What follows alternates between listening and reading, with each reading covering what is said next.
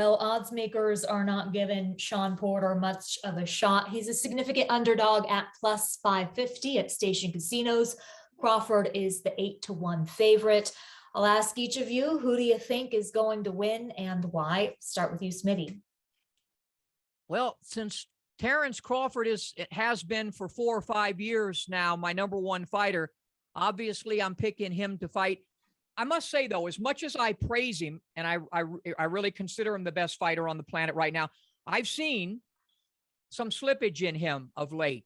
He's getting hit a little bit more, than he needs to be. And just some things I see in him, just subtle things. He's just starting to decline a little bit. Will that little bit be enough for openings for Porter? I don't think so. Terence Crawford in every category is a better fighter than Sean Porter. So that's why I feel he'll win the fight, and he should dominate the fight. We'll get to how you think he's going to win, but first, you, Lee, who do you think is going to win and why? I like Crawford for several reasons. First of all, he's been numerically impressive. Of course, I'm the CompuBox guy. I do numerical stuff. He's riding an 8-fight knockout streak, which is the tied for the longest in his professional career. Also, he's very accurate, especially with his power shots. CompuBox has a categorical leaders list, and in terms of power punch accuracy, Bud is second, 47.5%, and he's just behind number one, Vasily Lomachenko, who is at 47.7, and he has a very good plus-minus rating of 13.9, which is the differential between the total percentage he lands and the total percentage that his opponents land. Now, Sean Porter is also on the categorical leaders list, but it's sort of a mixed bag. On the good side, he's third in jab accuracy behind Golovkin and Wilder. He has a very good jab, and that could work against Crawford, especially if Crawford turns around right-handed. But on the bad side, he is 8th in terms of his opponent's total connect percentage, which is nearly 32%. So defense, if you have trouble on defense, Bud is the wrong guy to be in the ring with, that's for sure. Which brings me to my second reason. Porter is a guy who does a lot of things well, but he doesn't do them exceptionally well. Crawford does. Crawford is versatile. He's experienced, and he has a mean streak that I haven't seen in Porter in quite the same way. Porter is tough and competitive, make no mistake, but he's not mean like Crawford is. To me, Crawford is a larger version of Pernell Whitaker. He's exceptionally skilled, but he has that chip on his shoulder. He's prickly in terms of his in-ring personality, and based on what you've told me, Smitty, he's a bit prickly outside the ring, especially during fight week, right? So the third Amber's now going to be calling me prickly for the rest of my career here, because she probably, I'm a bit prickly. Yeah, so that's a great word. Yeah. The third reason is that Porter also has significant scar tissue around his eyes, while Crawford doesn't. That's going to be a target. And the final reason is that while Crawford has answered every challenge, he's undefeated, and he's occupied the top rungs of the pound-for-pound race for years, Porter has lost to his very best opponents, such as Keith Thurman, Errol Spence, and Kell Brook. He does own a points victory over Danny Garcia, but Danny Garcia had already lost to Thurman, and he has a split decision win over Yordenis Ugas in a fight that many people thought he could have lost. So Porter is good enough to get to the door, and he's good enough to challenge the very best, but he hasn't yet walked through that door himself. If he does beat Crawford, it'll be a signature win, and it would give him a case of going for the Boxing Hall of Fame. But if he doesn't, he'll be remembered as a very high-grade barometer for other people. Well, but a two-time former welterweight champion. Go ahead, Amber. That's right. Yeah, and we got to point out that Crawford hasn't faced the toughest of the toughest like Sean has, so we can't be giving him that much credit just yet, right? Right. You know, Sean Porter is actually shooting for history, because if he wins, he becomes a 3-time welterweight champion. And there are only 3 other guys who have done it. Manny Pacquiao has 4 separate reigns. Jack Britton and Emil Griffith, all 3 are in the Hall of Fame. And All if right, Sean so Porter becomes let's, a you three-time guys are champion- both picking Crawford to win, Yes. but there's not a lot of value in that 8-1 favorite. You'd have to bet $800 on him just to win 100. Where you will find some value perhaps is in how you think he will win. Smitty, how do you think that Terence Crawford is going to defeat Sean Porter?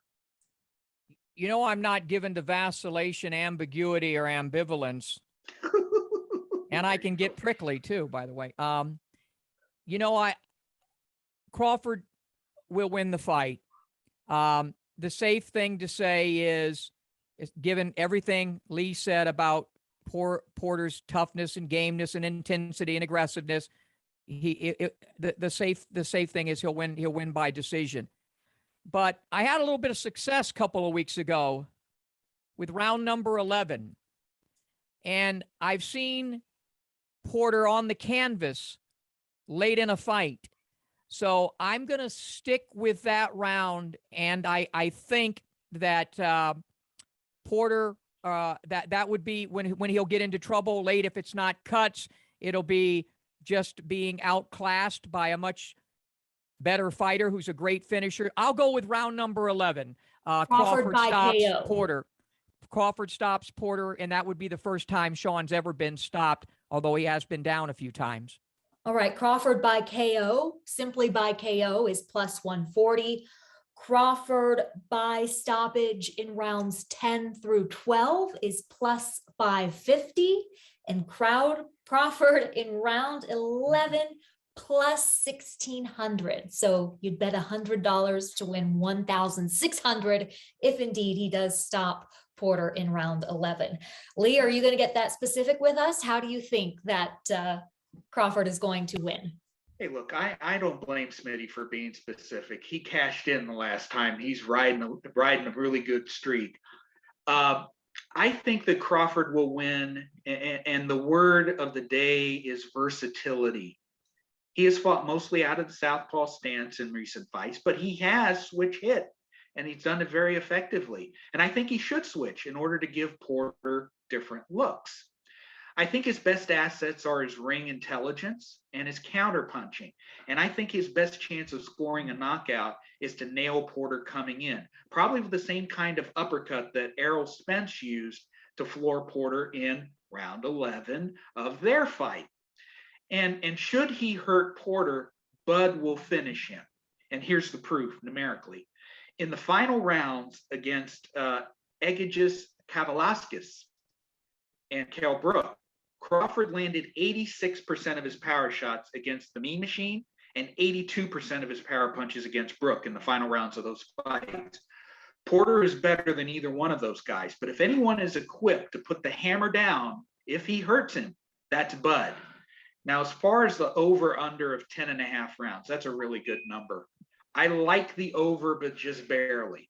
And as Smitty mentioned, Porter has been down late in fights, the 11th round against Spence and the 12th round against Adrian Broner.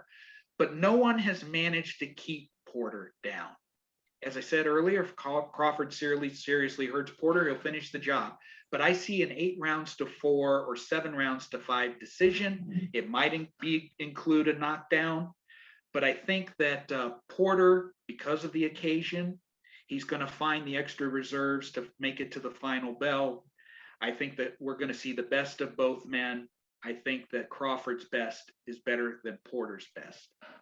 And that Crawford is going to win by Decision. Okay, that is minus 150. And that is what I'm going with as well, simply because Sean Porter has never been stopped. And if he was going to get stopped, I thought it would have happened against Errol Spence, and it didn't. Also, the slippage that you mentioned, Smitty, that you have seen in Crawford, I think that factors into it as well. I would pick Crawford by decision. 10.5 rounds, Smitty, do you think over or under? The over, betting wise, is getting a lot of juice, minus 240. So it's not all that valuable anyway. Is that what you would be picking, over 10.5 rounds? Round 11. Oh, duh. Amber, are you not listening? All right, then. Well, we've got Lee and me are on the same side. Smitty, you're going for Crawford by KO, which is some pretty good value, especially if you do those rounds grouping or the 11th round plus 1600.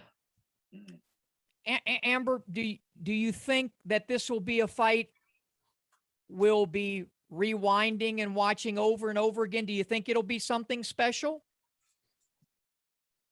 I don't foresee Sean hurting Crawford. And when I think about fights that you rewatch, they are fights in which both sides do something significant and then one fights back and there's an ebb and a flow. I don't expect in this fight at all to see Sean Porter ever really ahead. He may win some rounds, but I don't expect him to be anything too difficult for Crawford. Lee, same question. Do you think it'll be well, if anybody will rewind it, it'll be Lee Groves. His standards aren't that high. Yeah, right. So what do you think it'll be a special fight, Lee? I think it'll be a good performance. It could be a highlight reel for Terence Crawford for, meeting other PBC guys down the road. I wasn't surprised that it was Sean Porter who walked across the street because he fights anyone, anytime, anywhere. That's his attitude. That's his temperament. That's his nature. He is going to be the one who determines how great this fight is. How aggressive is he going to be? How much will he challenge Crawford physically? It's been a while since he's fought a guy who's really threatened him. I think you can make an argument that Victor Postol in 2016 was his most difficult style opponent in the last few years. But that was a tall, angular guy, totally different, right?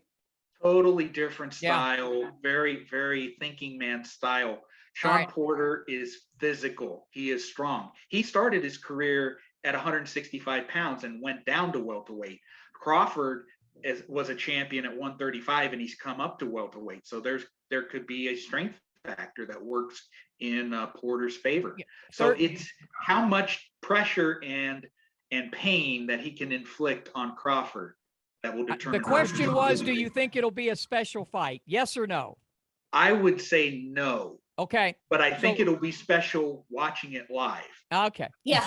Always take that. Smitty, do you think will you be rewatching it? Do you anticipate? No. And I the only thing that I'm invested in are my eyes. And I have, and a lot of people have criticized me, including people on this panel, that I've had him number one. I maybe Oh, you mean us?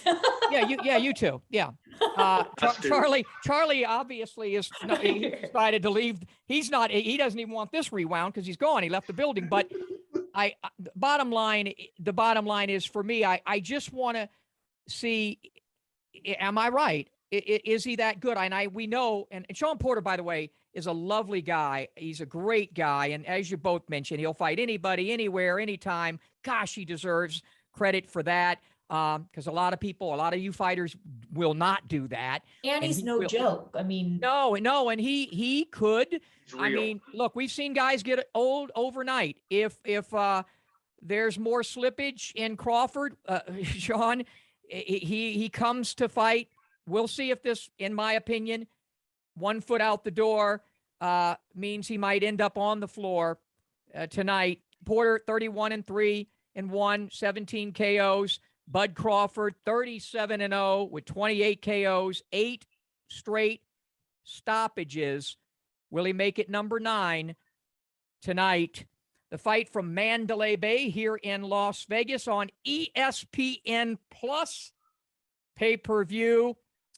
Showtime Sean Porter against Terence Bud Crawford.